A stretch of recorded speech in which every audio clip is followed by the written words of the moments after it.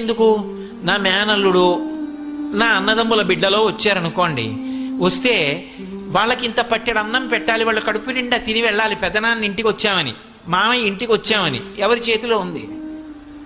నా చెల్లెలు ఇంటికి వచ్చింది, అది సంతోషంగా పసుపు కుంకం ఓ పట్టు చీర పుచ్చుకుని వెళ్ళాలంటే ఎవరి చేతిలో ఉంది? నా చేతిలో లేదు. ఆ వచ్చిన దానికి ఏమండి మీ తోడ పుట్టింది, ఆ అమ్మాయి సంతోషిస్తే మన ఇల్లంతా సంతోషించినట్టే. శోభన దేవత అండి మన ఇంటికి. ఇంటికి అక్క చెల్లెలు వచ్చింది అంటే పసుపు కుంకం పెట్టకుండా పంపనే పంపకూడదు. అంతకన్నా అదృష్టం ఏమిటి?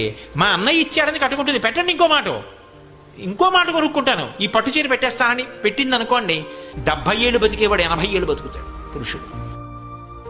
నిజానికి ఎవరిది వైభవం అంటే ఇల్లాలిదే వైభవం. ఆవిడ లేకపోతే యజ్ఞం చేస్తాడా, యాగం చేస్తాడా, కడుపున పుట్టిన కూతుర్ని కన్యాదానం చేస్తాడా?